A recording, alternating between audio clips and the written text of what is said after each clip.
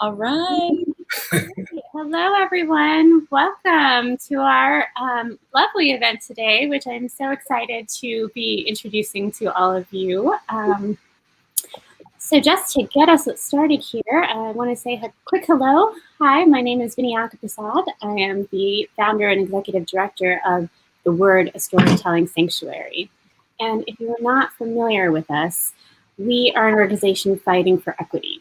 We do so in recognition of the erasure and dehumanization that stem from the legacy of colonialism and continues in our systems and society today.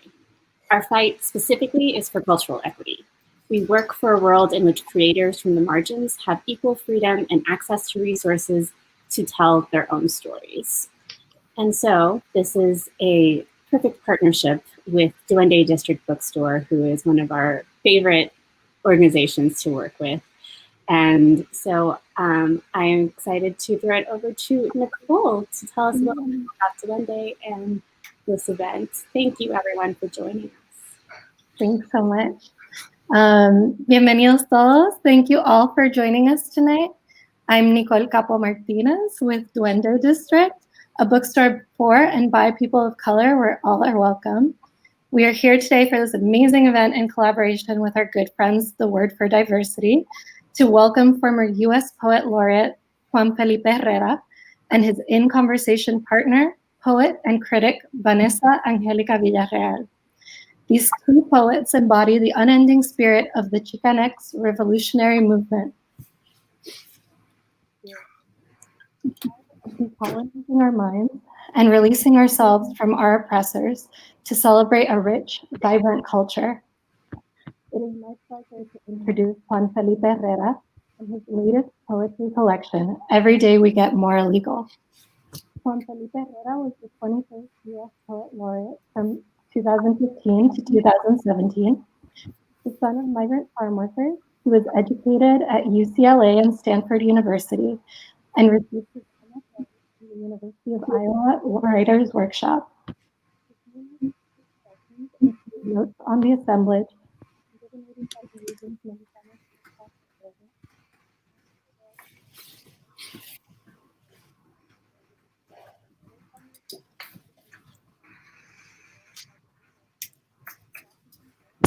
Library Journal, NPR, and BuzzFeed. In addition to publishing more than a dozen collections of poetry, Herrera has written short stories, young adult novels, and children's literature. In 2012, Herrera was named California's Poet Laureate. He has won the Hungry Mind Award of a Soho Award, 2 Latino Hall of Fame Poetry Awards, and a Penn West Poetry Award. In April 2016, Herrera received the Robert Fish Award for Lifetime Achievement from the Los Angeles Times. His other honors include the UC Berkeley Regents Fellowship, as well as fellowships from the National Endowment for the Arts, the Bread Loaf Writers Conference, and the Stanford Chicago Fellows. Herrera is also a performance artist and activist on behalf of migrant and indigenous communities and at-risk youth. His creative work often crosses genres, including poetry, opera, and dance theater. His children's book, The Upside Down Boy, was adapted into a musical. His books for young people have won several awards, and his poetry collection, Half of the World in Light, was a finalist for the National Book Critics Circle Prize in 2009.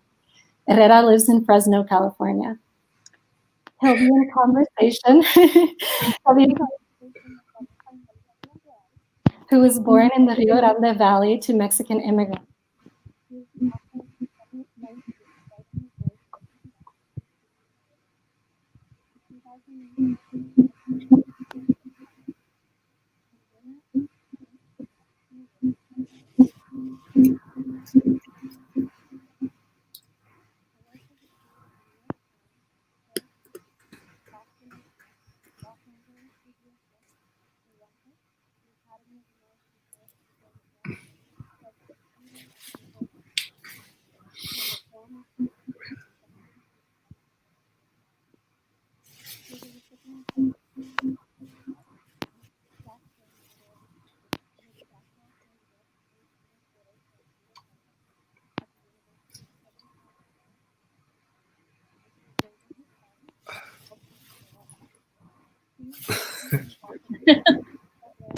And Vanessa Angélica Villarreal. Thank you. Thank you. We couldn't hear you for that last part. Oh, no. Yeah, the audio was cutting out, but that's okay. I felt like you said lovely. It was all good things, I promise. No, thank you so much. And, we just have to be patient with each other with this kind of stuff. Like, it's so out of the ordinary and out of our control. So, no, thank you for that wonderful intro. I caught 80%.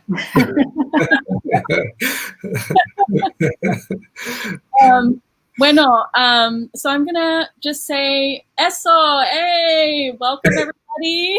I'm so excited to be talking to Juan Felipe. Just a personal hero of mine.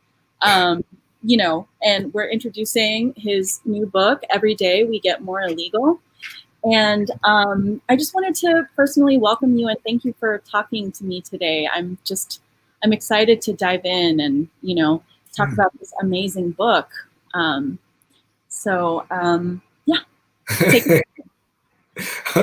Well, muchas gracias. Thank you so much, Vanessa, and everyone, and Duende Bookstore, and all the work you've done, and all the poetry you've done, and all community, organizing and thinking about everyone and giving your life to everyone, to every one of us, all of you, everybody. So muchas gracias, Vanessa and Nicole and everyone. Con mucho aprecio. I really appreciate what you're doing.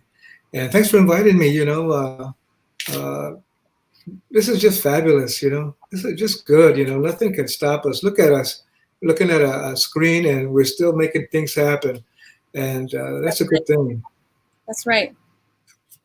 That's a good thing. So you're right.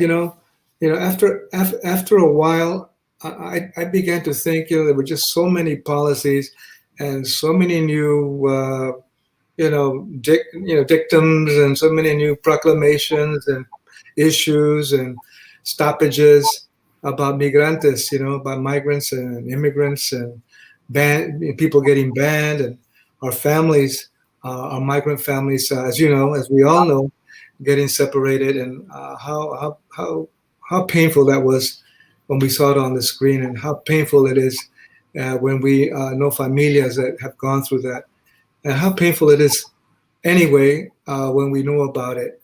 And we begin to feel helpless, and we begin to feel there's an overwhelming current of forces just pummeling us. The good thing is that we respond. And the good thing is that trekking 2,000 miles takes a lot of strength. Coming from Honduras all the way to Tijuana, San Diego, if we make it to San Diego, takes a lot of strength. And it takes a lot of community.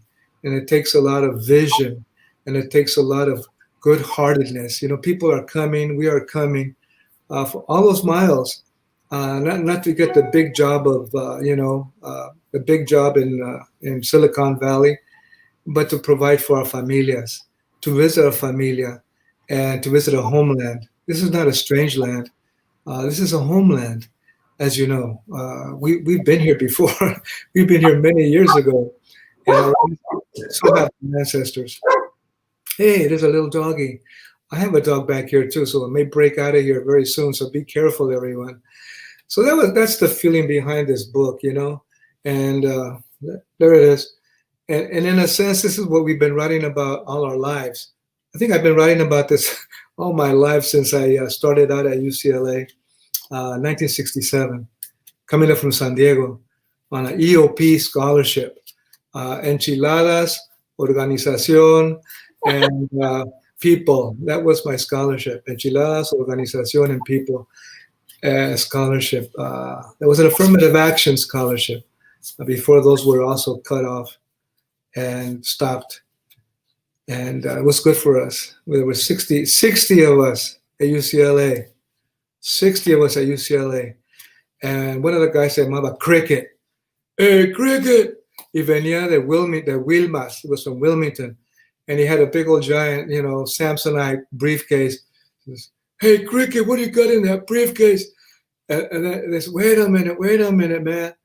It's my briefcase, you know. Estoy en la university now, okay? This is what you do, okay? Yeah, but what's inside? Nothing, man. I just, I just walk in with my briefcase. I'm getting it, warmed up. so I'm kind of making a little cartoon because we were all so new. And it was such a big campus, thousands and thousands of estudiantes. Yeah. And there were 60 of us. But it's a strange experience going from, this migrant farm working lifestyle, to this institution, this glittering institution, a complete cultural, just a different landscape, It's a different landscape, and I was going from town to town. I spent a lot of time in San Diego, some of the elementary school years and all of my middle school years and all of my high school years. But in between that, my father kept on going to, to pick grapes. And before that, elementary school years, even before elementary school years, we were out here in Los Files del Valle de San Joaquin, the San Joaquin Valley. And all those were so many changes, huh? They're just changes and changes. I guess we're the change people. If you're a migrante or immigrante or refugee or a border crosser or borderlands warrior, which is not too bad, we're kind of change people, ¿verdad? We kind of got change in the blood. Says, what's your name? My name is Change Garcia. That's right. And what's your name? Oh, yo me llamo Lupe Cambio. Or the millions of nicknames that our tios and tias, like I was Vanessa, Nena, it just the changing of the name, right? Even as the like name. a form of vacilar, right? Nunca burla. They're not making fun of you. It's just like a form of showing affection, and naming that sort of changing identity. That's true. That's true, Vane. That's true, Vane. And I was always Juanito to my mother, but you know how it is with our moms. When she got mad about something, she goes, "Juan, quiero hablar contigo." You know how our mom's voices change? Oh yeah, se ponen pesadas, right? Like, yeah. No, I actually just triggered myself. Like my mom used to say it, still says it when she's angry, right? Vanessa, right? It is over. It is totally over when that happens. Yeah, absolutely. So, and the voice really changes, Quiero hablar contigo. Ahorita vamos a hablar. Okay. And my dear mother, our dear mothers, they work so hard for us. So hard. My mom was born in 1905, before the Mexican Revolution. And my father was born in 1882. So I grew up I'm a 3-century guy. The 1800s, my father, and into the 20th century, and then the early 20th century from my mother, and then me here bopping around in the 21st century. So I got all that. Don't we have all that, from our abuelitas and the way they speak and the words they use, and even further back? It's so nice. It's so good to have familia. And yeah. That's actually something I would love to talk to you about as the conversation goes on. Those of us who can trace ourselves back into, before this was the United States or back when these territories were Mexico, and for, people like my family who don't exist in Mexican records. My mom's birth certificate doesn't exist. They just don't exist in the record, right? And just colonial erasure and navigating these systems of record and archive, documents and undocument, right? So I'm so excited to dive into this book with you, Juan Felipe. That's right, erasure and erasure, huh? But that's why we put all the murales up in LA, right? We have all those murales, 500 plus murals in LA. And you can't erase a mural. You can't erase them all. Maybe you can erase, a little bit, but 2 days later, it's back up again. So, our art movement, movimiento de arte, movimiento literario, our poetry, literary movement, whether it was published or not published, whether it was in La Raza magazine or La Verdad newspaper in San Diego, or all those little newspapers we had in LA, in East LA, or in San Francisco, Tintan in San Francisco, El Grito in Berkeley. We just kind of kept on talking about ourselves and our peoples and our histories and our herstories. And so the erasure didn't make it all the way to the E. It was kind of erase.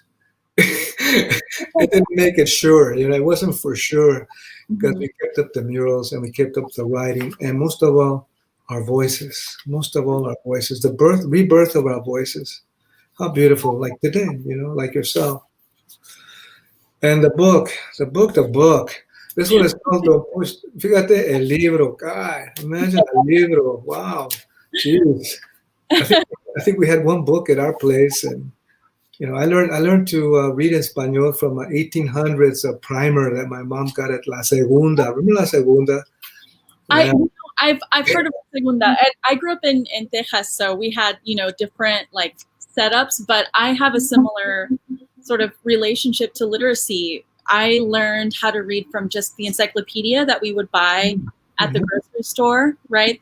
But we only had like the letter W and M through N. And,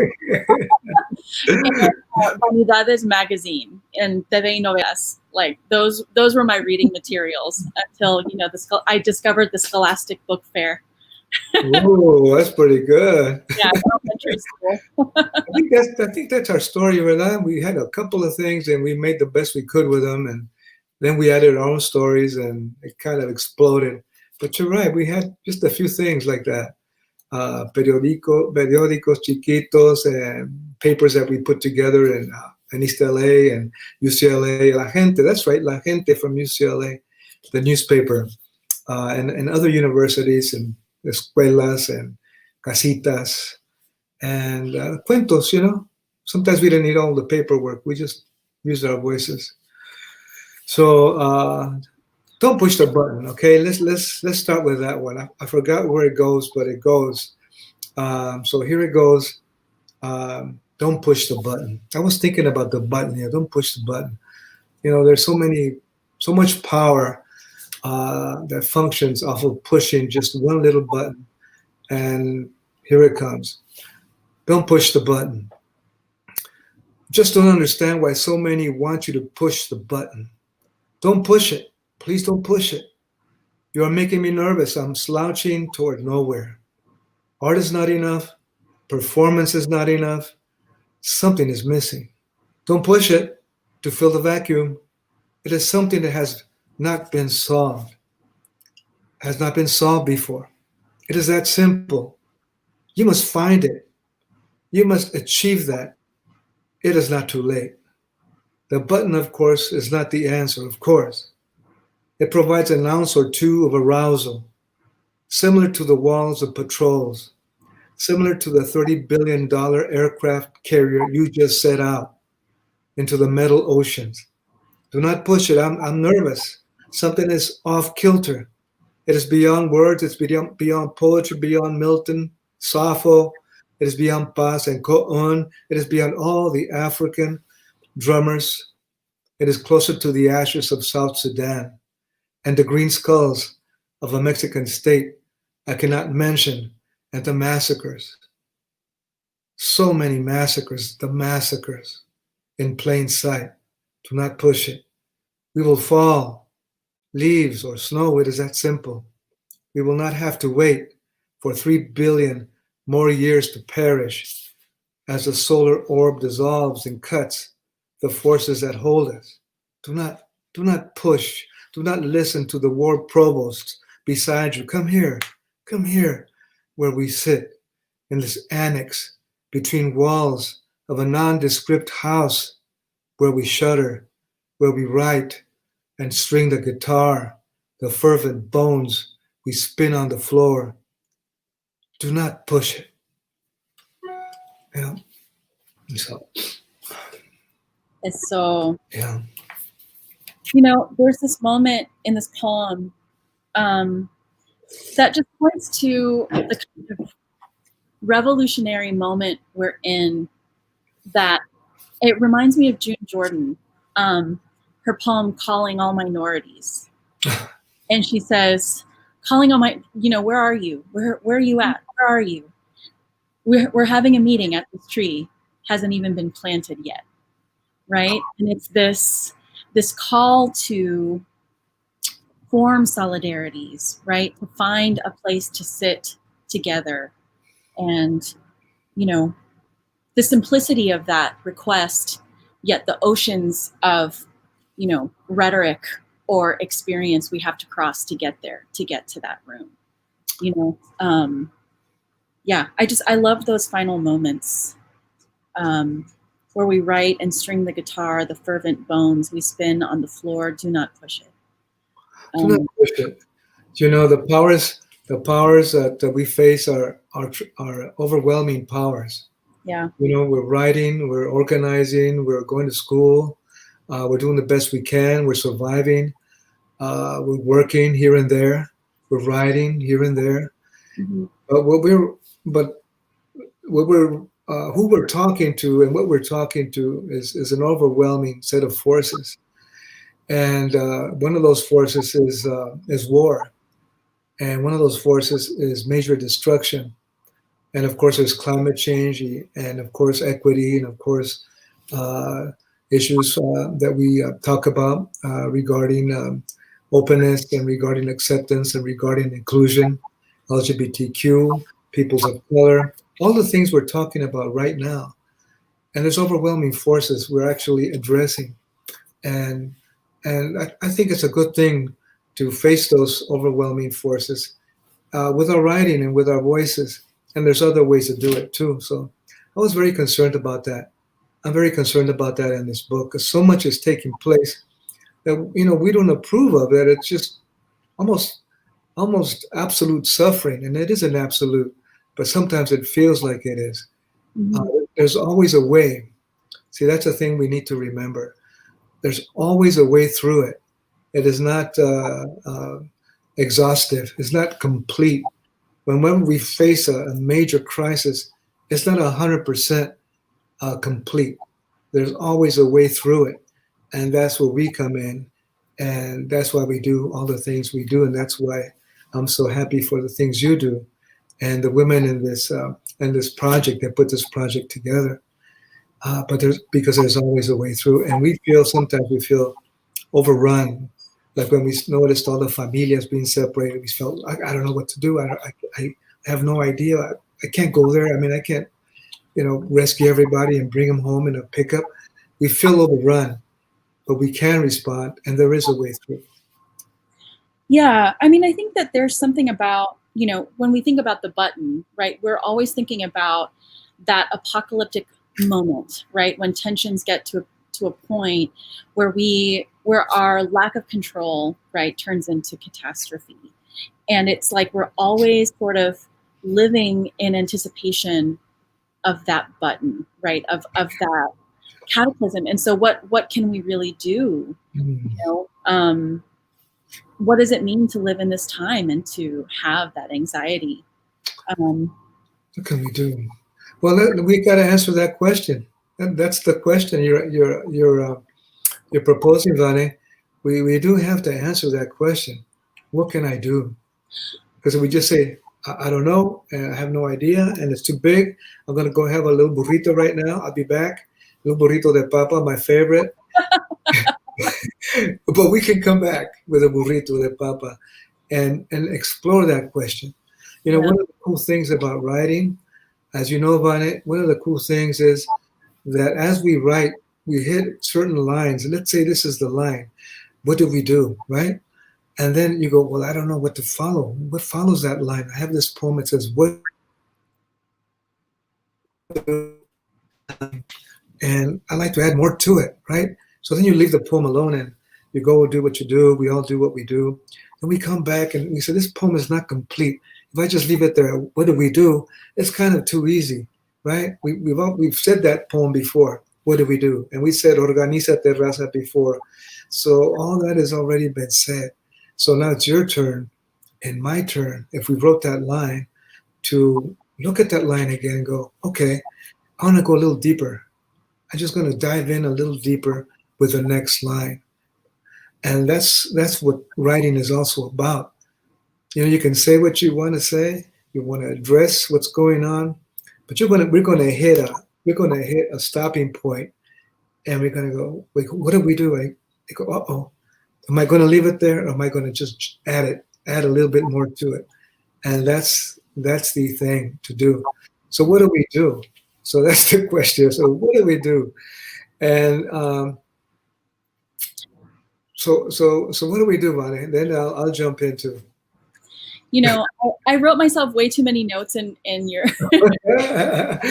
So I'm trying to find this line where, you know, in talking about what do we do in this sort of apocalyptic moment, and there's a line where you are talking about the migrants still picking spinach and strawberries while the sky is burning.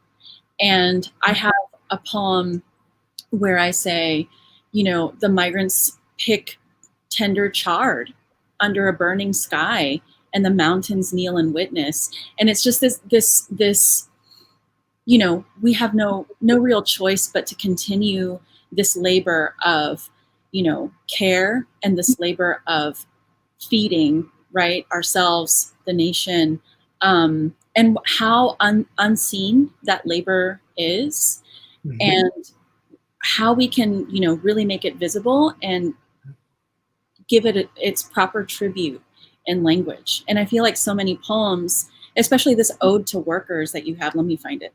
A ver ahorita. The touch the earth again? Touch the earth again. Is that what it is? Mm-hmm. Yeah. You know, where you really just make it visible. You make those workers visible. Yes. That's a good thing. Yeah. To make yourself visible. You know, it really is. And I think you just hit the heart of it all just a few seconds ago when we said, what did we do? And then you talked about the sky, you talked about the crops, and you talked about the burning mountain. What did you say about the mountain? I said that, you know, there's a moment in here. Well, and it's in my poem, Root Future. And, you know, it's just this remarkable echo between our work and, you know, in a lot of Latinx work that I've been seeing. But my poem says, you know, and the migrants pick tender chard under a burning sky, and the mountains kneel and witness. Yeah. You know, and, you know, we see these images of migrants continuing to work masked, you know, with their wages reduced by Trump, right? Continuing to pick our food, continuing to work, you know, really, really long hours for, you know, for nothing, you know, for so little pay, and the impossibility of that labor, and the way that labor goes unnamed, right, and the way that labor goes unseen, and the urgency of that labor to continue even under apocalyptic conditions, you know, even under or in a burning world. Ooh. Yeah. Even within a burning world, you know, I like the fact that you there's so many things in what you just said. You know, there's the powers that be. There's the issue of labor. You said the issue of feeding, of hunger, of food and distribution and nourishing, and then you also said at the very beginning, kind of the workers are right there, and there's a mountain, and there's a sky, and there's the earth.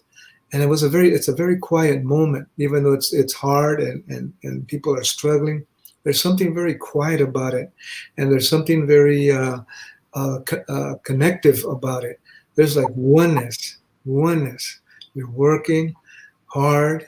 You're a human being. You're with other workers. There's a mountain. There's a sky, and there's the plants, and that's it. That is it. That is it. And then there's the issues that you mentioned. But for the moment, that was it. And it's the most important thing that could ever be is oneness. There's no separation. It's just one totality. And I think that's the heart for me of what you just said. Of course, everything else is important too, labor and power. Of course, we have to deal with that. But for the moment, you had this the insight of oneness, and we rarely get to that because we're so concerned about surviving. We're so concerned about oppression. We're so concerned about protest. We're so concerned about talking back. We're so concerned about reclamation. We're so concerned about erasure. And we forget that moment we're in, and we forget that we are one with humanity. Mm-hmm. That insight is a very deep insight, because when we feel that and become aware of that and act with that, then we regain all those things that we feel we have lost, and we become part of humanity, and we have gone beyond all the little tricks that are taking place, all the games of power. We have kind of embraced something much larger. So I really appreciate your description and your poem. Those poems are rare. That's a rare poem. Yeah, I mean, I think you're doing so much with this concept of just looking at the labor, looking at the earth, right? And you connect, migrant labor to, the sort of worldwide experience of, laborers worldwide, right? Whether you're, picking crops in California, right? Or you're working with sugarcane, or you're working, this shared experience that connects to this idea of illegality, right? I'd love to hear you read something so that we can continue. Okay. You got it. Experiences of illegality and, fugitivity and, connecting theoretically these experiences that are supposed to be divided up according to certain identities, but migration is you can't stop it. Yeah, we can't stop it. Cannot be stopped. No matter how many walls, how big that wall is, and surveillance systems. No matter how many arms are attached to it in terms of military arms, you cannot stop it. We cannot be stopped. Change cannot be stopped. Mm-hmm. So this is the poem you mentioned earlier.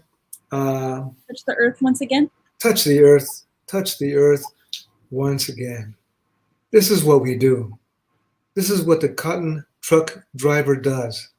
This is what the tobacco leaf roller does. This is what the washerwoman and the laundry worker does. This is what the grape and artichoke worker does. Not to mention the cucumber workers. Not to mention the spinach and beet workers. Not to mention the poultry woman workers. Not to mention the packing house workers and the winery workers and the lettuce and broccoli and peach and apricot and squash and manzana and that almost magical sandia, watermelon, the speckled melon, and the honeydew. The workers, this is what they do. Notice how they bend in the fires no one sees. Notice the ecstatic colors on their knotted shirts. Notice where they cash their tiny and wrinkled checks and pay stubs. Stand in that small town desert sundry store. Then walk out they do, and stall for a moment they do, underneath a colossal tree with its condor wings, shedding solace for a second or two. Notice how they touch the earth. Notice how they touch the earth for you. So that's a different kind of poem. And all this, like all our poetry, where does it come from? It comes from us, and it comes from everything else, right? It comes from us. Sometimes we say, "Oh, I don't know how to write a poem. I can't write a poem. I'm stuck." Well, that's okay. It happens to me. But it's good to remember that we are in everything, and right, and everything comes to us and goes through us and moves through us and continues. So everything is at hand. Everything is accessible when we write. It's all accessible, and so that's what this one was. I remember when I was in Georgia, as I've been traveling around as el poeta laureado.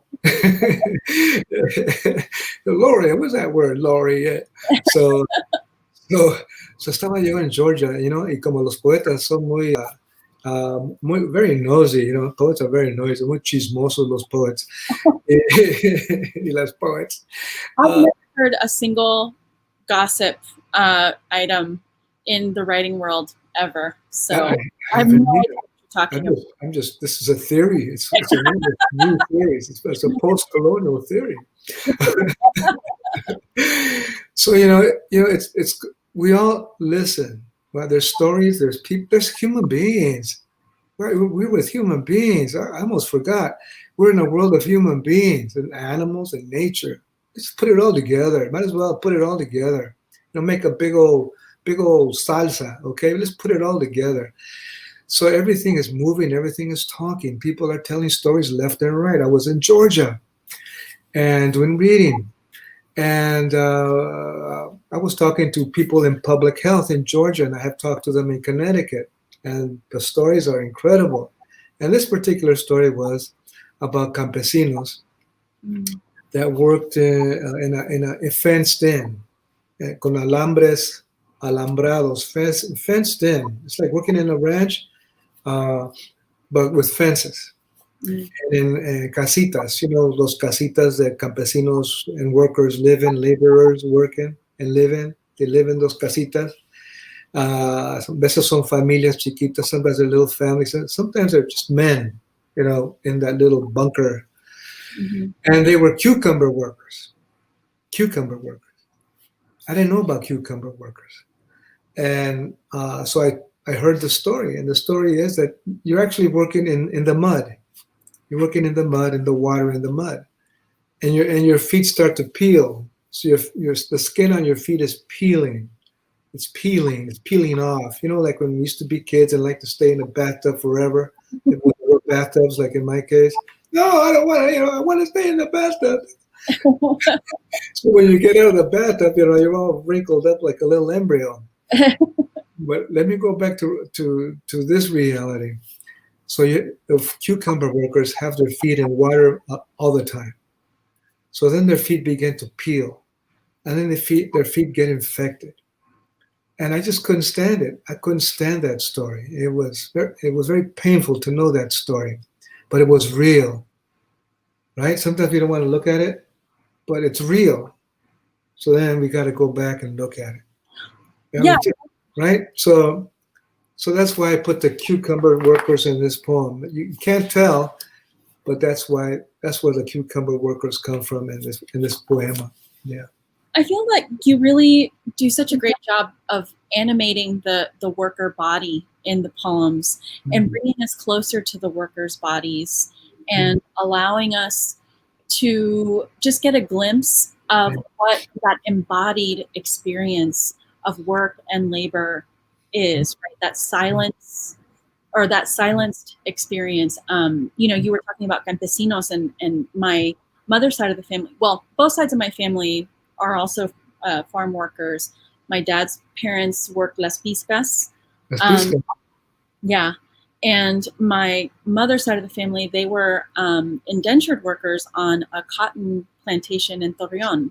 So they worked, they lived on the cotton. I call it a plantation because that's the closest word we have to understanding the economy.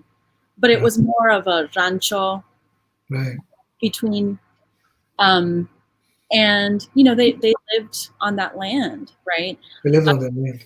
They lived on that land. And so much about the way we understand, migrant work is just in these economic terms or in these terms of mass or migration, right? It contributes to this idea of illegality. If there's a sense of anonymity, if there's a sense of, these nameless bodies, then you don't have any idea of the skin peeling from the feet, right? Or in my grandmother's case, she was married off at 14 because the landowner, had a friend that took an interest, right? And so all of these legacies, right, are just such sites of invisibilized violence. Yes. Right. It's, and I feel like you really name that silence in your final poem, which I really want to talk about because there's such a conjuring happening. The "Come With Me" sequence. And no one's mentioned that poem yet. No, well, because there's a complexity here in the silences, in the way that you're conjuring up, this meditation, this communion with mothers, with spirit, with the deceased, and also a sense of that language also emerging in Spanish, right? So that Spanish también. Yeah. We got to put that Spanish in there, Vanessa. Yes, that's right. It's a very different poem, and you know that when we express ourselves, we have many ways of speaking, right? We have many ways of speaking. Podemos hablar en español, o órale carnal, ¿qué onda? We can do a little borderlands, talk, and we can talk. No, pues yo también, yo fui para allá. Oh, hablar cantar, right? Like they do in Mexico City, en el DF. Yeah. We have a lot of melodies, and melody is most important. When we recognize the melody of our parents, or the melody of campesinos, or the melody of workers, or the melody of the working class, or the melody of estudiantes, or the excitement, that goes with everything, the excitement of life, all that is put together. And so it's good to fully express ourselves, not to be afraid, fully express ourselves. So it's good to do that in our writing también. There's a lot of that right now. Que suave. So and it's interesting that you noticed that last poem. Yeah. So I'm sort of dealing with ghostly voices in my newest work, and I've been looking for poems where ghosts speak, right? Ansaldúa writes about the cenote in Light and Darkness. And essentially this idea of, which you actually mentioned in this poem, this, swimming in the deep together. But the cenote as being this place in our bodies where we store ancestral knowledge and unconscious memory, right? And that's where we write from. That's where the poetic comes from for us. And it felt like you were doing that. You had tapped in to something in this poetic speech that felt engaged with this other realm, right? This this ancestral realm, this spiritual realm. Is that how you felt writing it? Well, I think you've gone deeper than me. Yeah, once you bring in the cenote, it is over. Okay? I just got Tyson, or what's that guy's name? Douglas, Buster Douglas. I'm on the floor now. I'm on the mat. I'm looking for my dentures or something. Cenote, what a beautiful term, yeah. And you got that right. There's these giant, is it a well? What would you call it in English? I would say it's like an underground lake, or like oh wow, a lake within the enclosure of a cave. So it's deeper than a lake. Right? Did you feel that? Can you imagine an underground lake with a kind of source? It's a source, and it's all over. Mexico, Central America, right? These places in the earth where the limestone has eroded and water has filled, and using that as a memory, or as a metaphor for unconscious memory. Oh, I like the cenote. I like that. I mean, that's great. We're so involved with kind of external realities, external social realities, because of all the, everything we're all going through. Our familias have gone through, our ancestors have gone through, our historical experience. So we're always looking out, looking back, and attempting to look. we rarely, even though it happens, we rarely start talking about our inner sources. And you bring the cenote up, so I guess that problem is over with now, because I think what you're saying is most important. Without reaching in and looking in and going deep, not just a little bit. Oh, hey, cenote, how are you doing? I mean, really going into, just like you explained right now. I mean, what you just said a while ago was it. It was a knockout. And that's what I see going on in the book. It's a book that contends with the injustice of the outer world, right? It's you are talking about, protests and workers and wars and migrants. I think that the most stunning poem here is Border Fever, 105.7 degrees. From Jacqueline May Rosemary Macal, right? 7-year-old Guatemalan indigenous migrant who died in ICE custody. It's very much engaged with this frustration, with power and powerlessness in the outside world. And so this turn in this, last part of the book does feel like this back to the interior, toward towards you're right. I wanted to change the melody. I was, Luis Urrea just wrote something, who the poeta and fiction writer, non-fiction writer. One of, really great writer that we have, Luis Urrea. And he wrote something called Rasquache Prayer in the Poetry Foundation. It's a short essay that's put up in poetryfoundation.org. Let me so I can link it for our people. Yeah, Luis Urrea, Rasquache Prayer. Yeah, and he mentions this same poem. He says, "Juan Felipe, that's the poem. Everything else you've written is kind of cool, but he really liked this poem.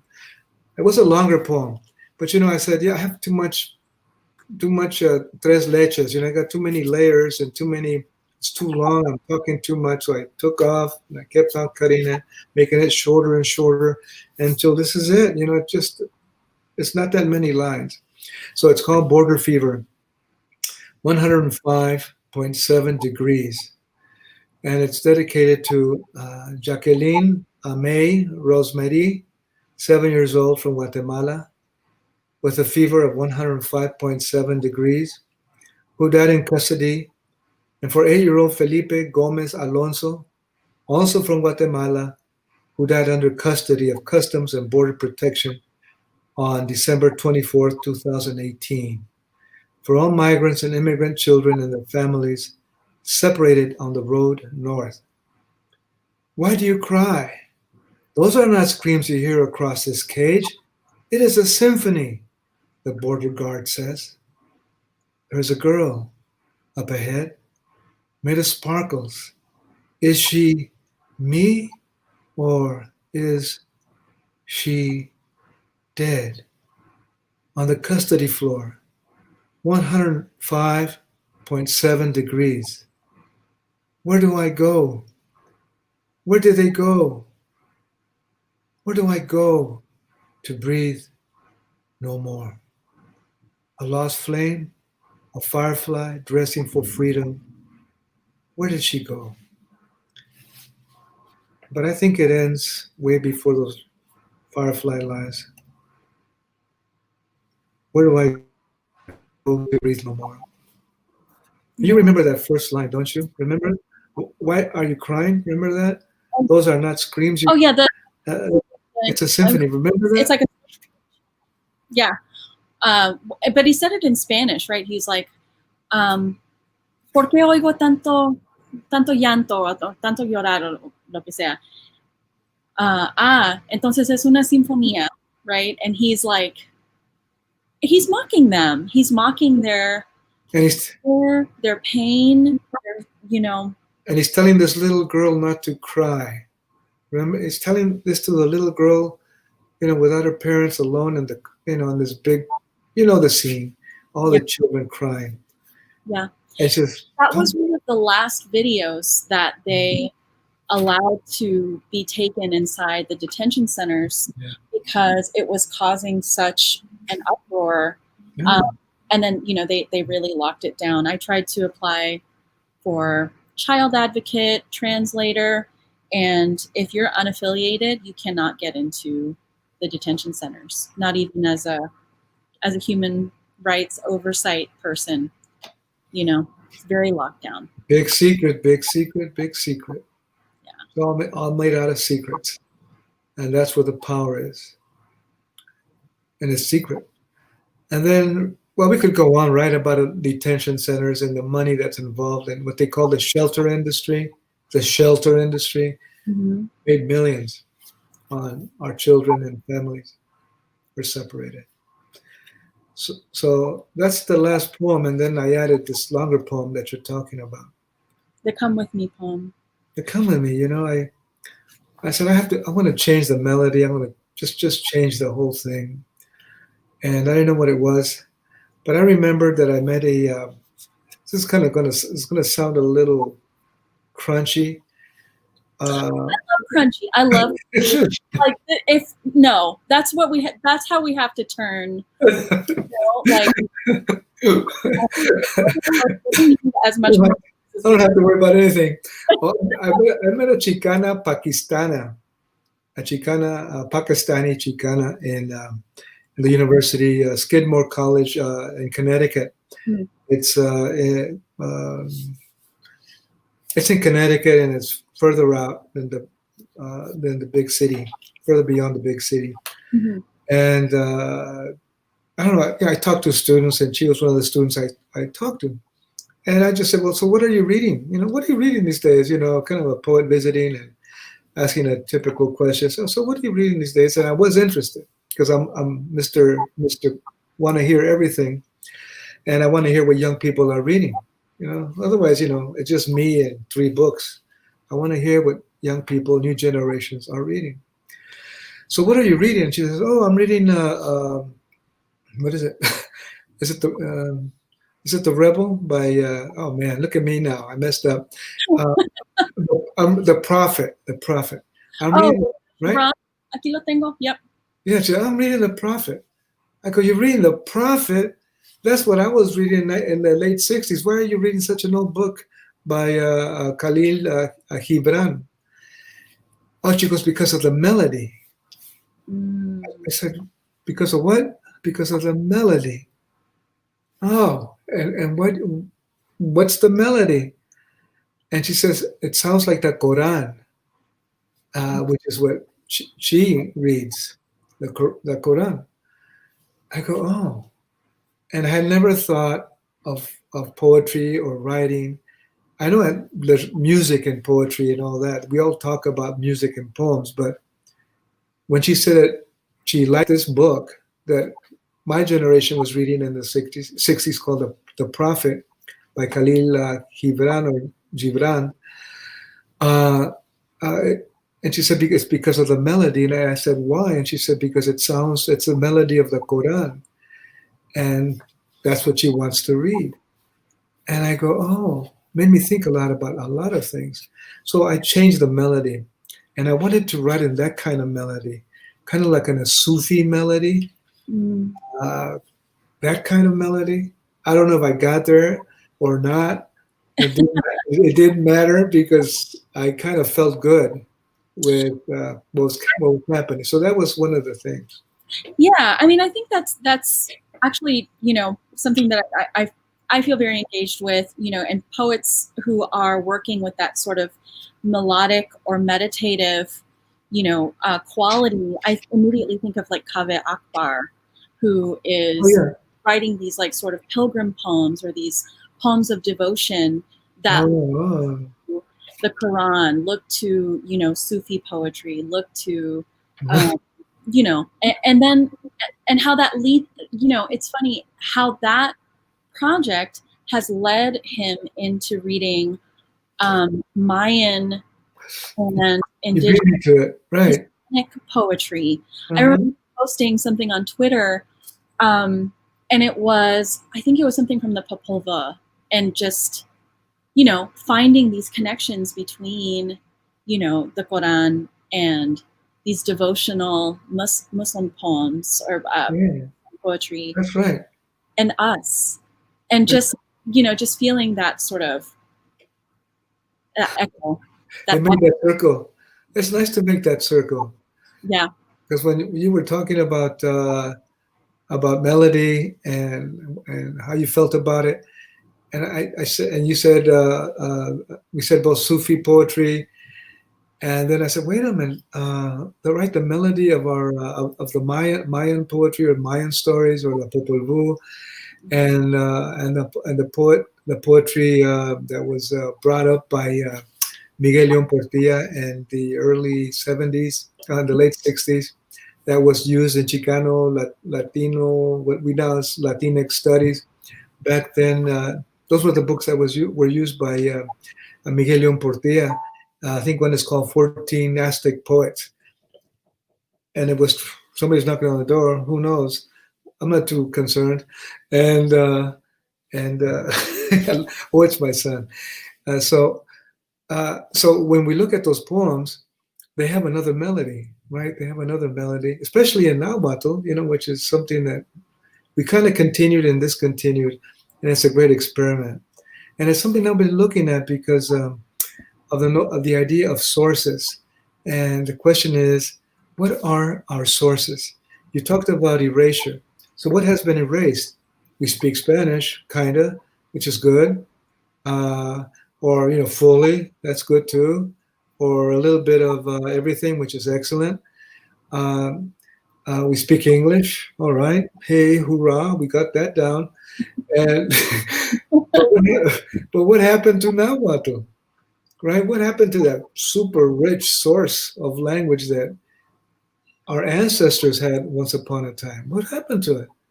What happened to all that? I mean, I know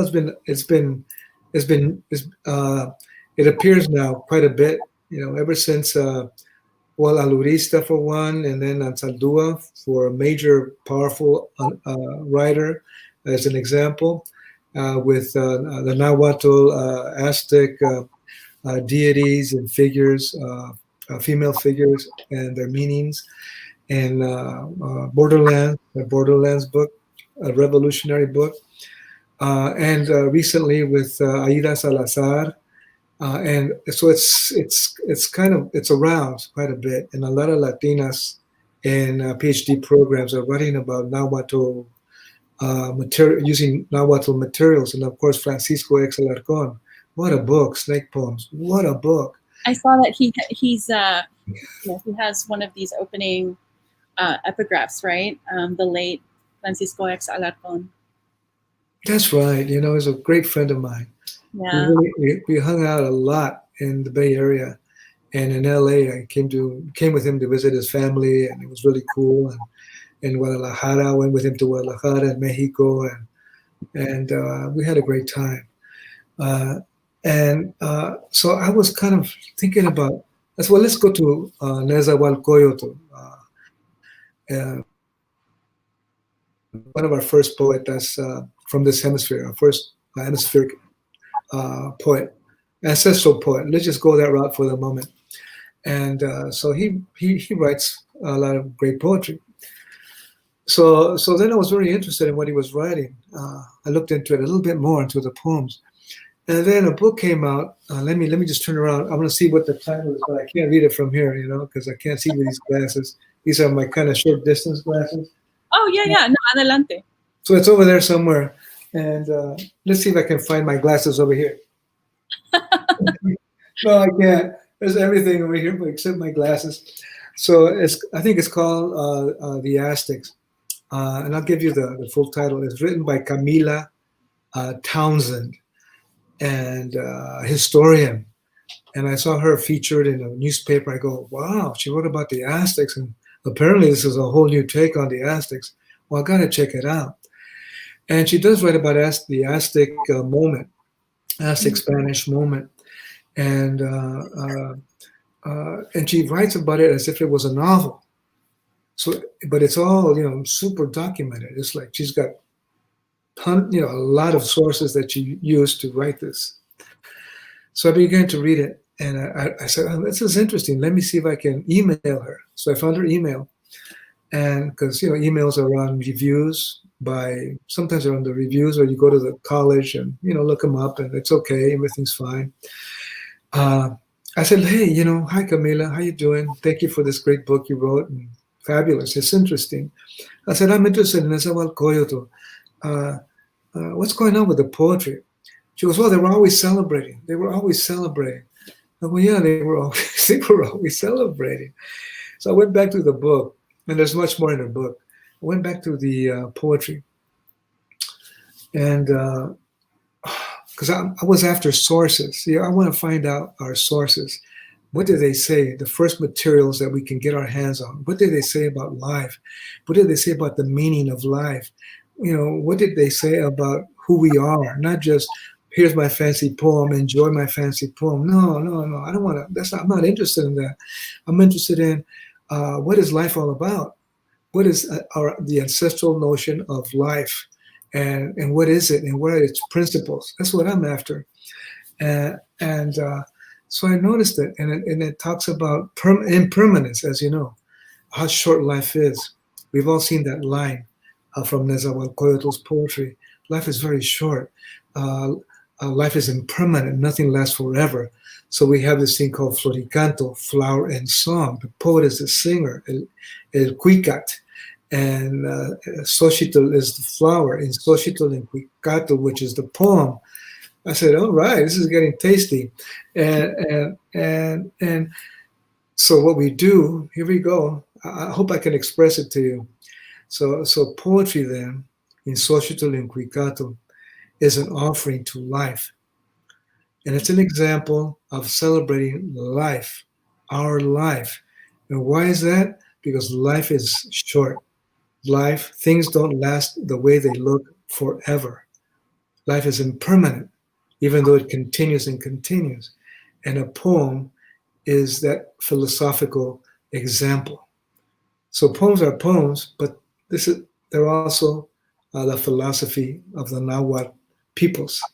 So the Nahuatl poet is actually the philosopher, and in the poems you can find the sources, the meaning.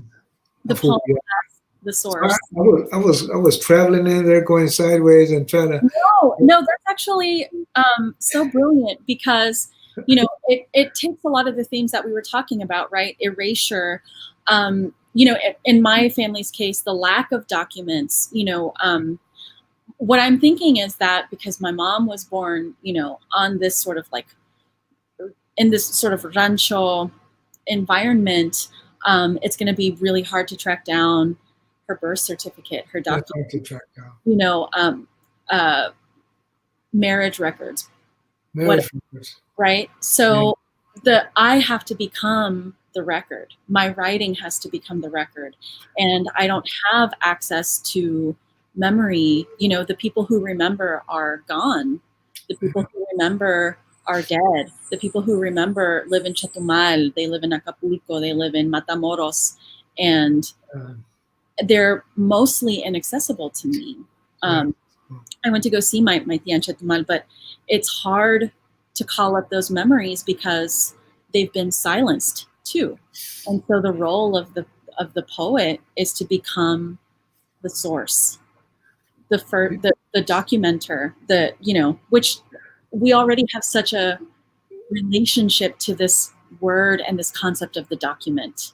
How can we revolutionize the idea of a document in a way that's not punishing to us, right? That doesn't mark us as legal or illegal, and make the poem be that document, right? Yes.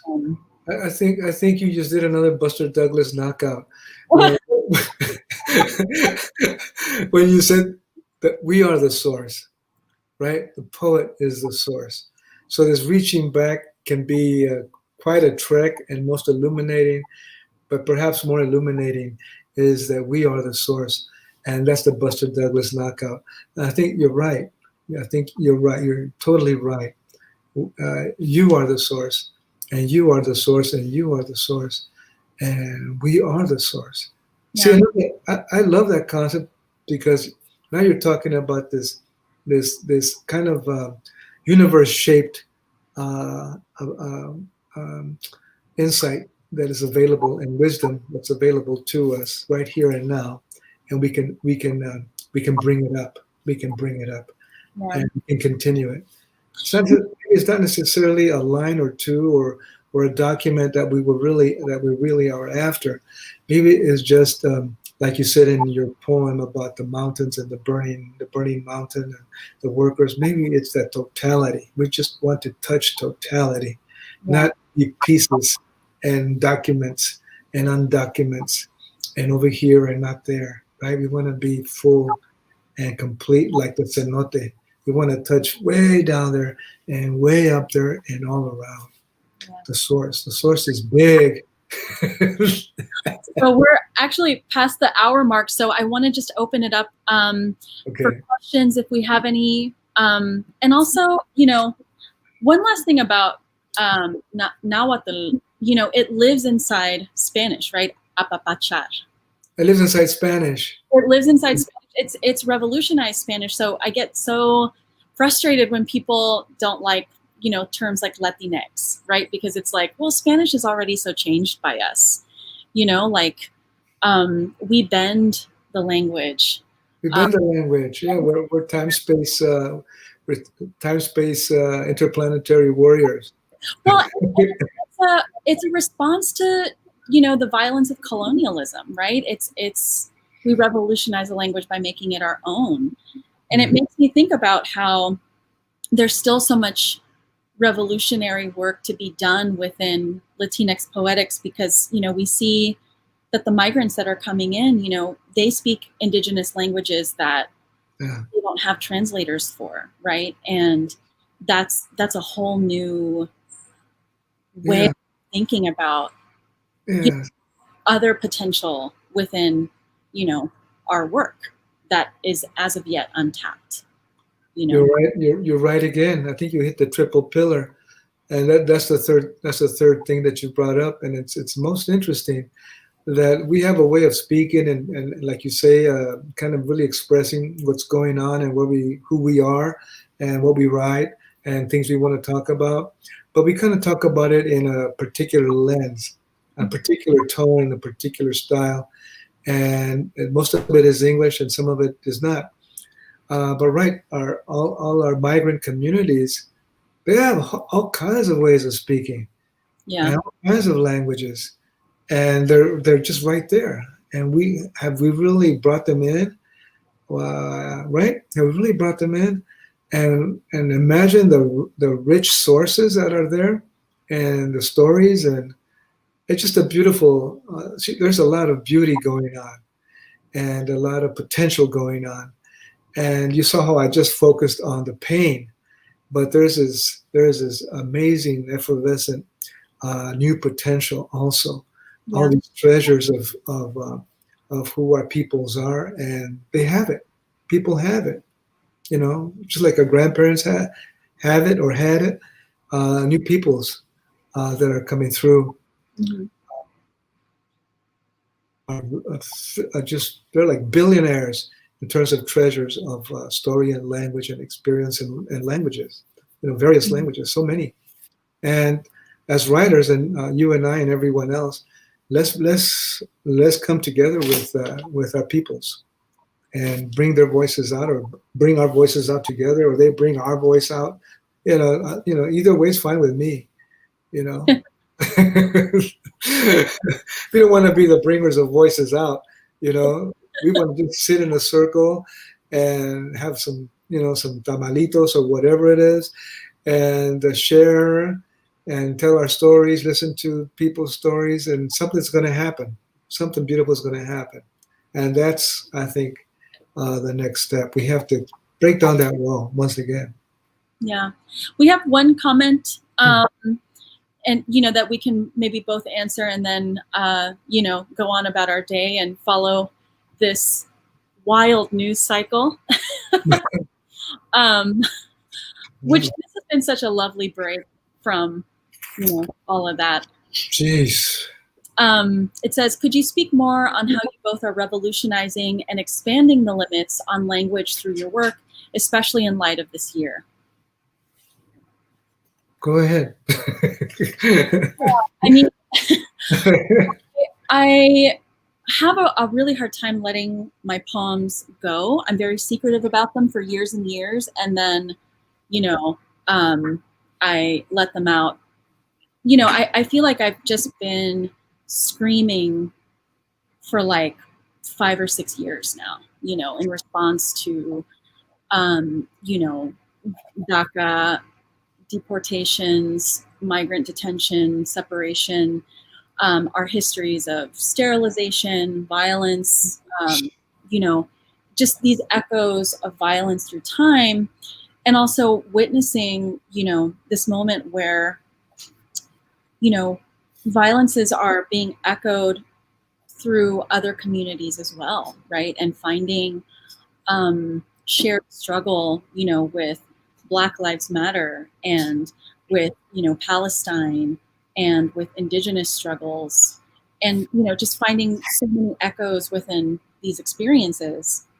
And so I've been coming back to the document and coming back to the archive.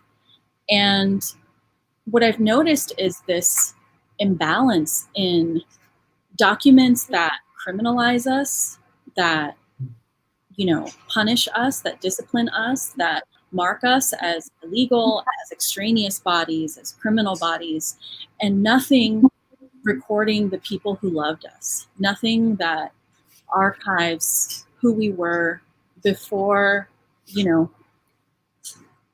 before these fractures that we carry in us too. And so, in trying to find my grandmothers, my grandparents, I have this one ancestor that my dad talks about, Tomasita Chaires. And, he has this one picture of her. And, we look and look and look and can't find her. And so I've been working with both the hard and concrete language of documents and, legal language and medical language and scientific language and language of the state, and the tender language of memory and the absence of the document, and trying to find the bridge between those two, right? So that's what my work is concerned about. It is a mess. My computer is a mess. And I tend to do this. I tend to take on these like huge projects that are overwhelming, and then I get intimidated by my own work. Well, that's great. That's great. I think you did it again. I think you hit the fourth pillar of you mentioned tenderness and how you revolutionize language.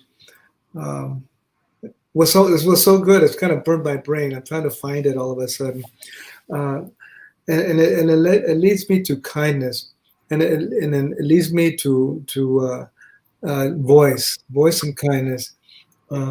It's how can we how are we revolutionizing and expanding limits on language through our work? Well, we could talk about what the writing we do and how we do it and why we do it, which is great. It's good. Pushing the limit and including more languages and more peoples and more subjects, and letting go. Not sticking to our preferences all the time, but opening ourselves, like you said, a cenote, going into our interior lives, our interior landscapes, and the interior landscapes of others. All that is great. And bringing in our indigenous ancestral sources, like we mentioned just a while ago. But at the core is our voice, your voice. That's the core. That's the revolution. That's the revolution, is your voice. Remember the ability to appreciate life that Nezahualcóyotl said, we're only here for a moment. He says in these poems written in the 1400s, Central Mexico, life is impermanent. Everything's in motion, and everything changes, and everything is impermanent, even though it looks like it exists forever. Even galaxies spin out and blow up. So your voice is the revolution. Your voice is the revolution. Not only because it's your voice, it's also connected to all voices. And that's where the notion of tenderness comes in, I believe, also, is that our voice, your voice, our voices are part of the voices of humanity. What's the number now? Is it 7.9 billion or 8 billion peoples? Mm-hmm. So that's our community. And the revolutionary part is that when we connect to our community of 8 billion approximately, that's the revolution. Otherwise, we're just kind of in a little square working out our cool ideas and our cool ways of speaking and writing. But actually, just like we mentioned a while ago, you hit the fourth pillar. All our peoples, our migrant peoples, come in with a lot of language and different ways of speaking and different languages and different stories and different lives, even though we're related, totally related. So that's when we include those languages, when we become part of those languages, our voice, and with humanity, it's touching humanity. That's what I want to say. And I think that's what we want.